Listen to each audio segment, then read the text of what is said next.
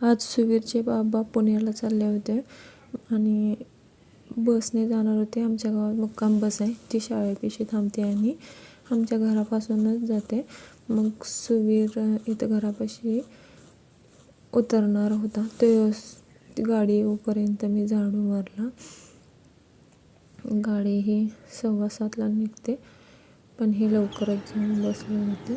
इथे शाळेत अशी गाडी थांबते. अजून काही गाडी स्टार्ट झाली नाही. मग आता गाडी स्टार्ट झाली. मग आवाज आला, मी बाहेर येऊन सुवीरला घ्यायला आले.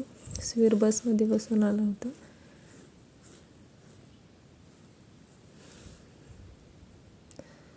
मग मी सुवीरला बसमधून खाली उतरून घेतलं आणि मग सुवीरचे बाबा पुण्याला गेले. मग देवपूजा करायची होती म्हणून मी फुले तोडून आणले.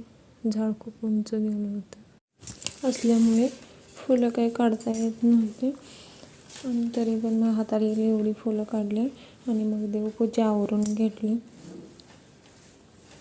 सुवीर त्याच्या बाबा गेले म्हणून जरा नाराज होऊन बसला होता. आज आमच्या तुळशीत नवीन रोप लावलं आणि आधीची तुळस खूप वाढली होती आणि मोठी खूप झाली होती.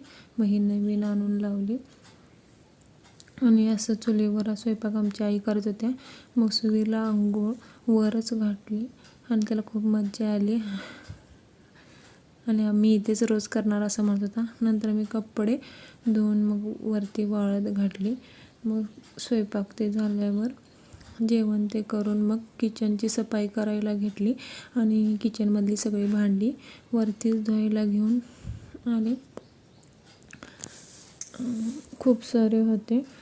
आता नव्याची पौर्णिमा येणार होती, त्यामुळे घर सगळं झाडून ते काढायचं होतं. म्हटलं आधी किचनपासून सुरुवात करायची. मग सुवीर आला आणि मी घासणार म्हणून बसला आणि असा ह्यो भांडी घासत होता आणि बाबाला फोन करून दाखव असं सांगत होता. मग सगळी भांडी अशी वरच अशी उन्हात वाळत घातली. कोरडी स्वच्छ झाल्यावर मग कपाटात असं लावून झाली आणि कपाट कसं असं स्वच्छ आणि चकचकीत दिसत होतं, पण ते थोड्या दिवसापुरतीच दिसते आणि हाय असं दिसायला लागतं. मग सुवीर असा बाहेर ट्रॅक्टर घेऊन खेळत होता आणि पूर्ण बाहेरची माती कट्ट्यावर आणून असं वतत होता. पूर्ण असं पायऱ्यावर अशी माती करून बसला होता. नंतर आजी त्याची जळण गोळा करून आणत होती आणि मग हा पण तिथं आजीसोबत गेला आणि त्याचं सगळी बारकी बारकी पोरं पण आणताना पण स्वतः आणत होता. आणून असं बरोबर जळणाच्या ढिगावर असं आणून टाकत होता आणि त्याला खूप मजा येत होती आणि आनंदसुद्धा वाटत होता. मग हा सुवीरचा लाडका हंबा आहे, मग त्यावर खेळत होता.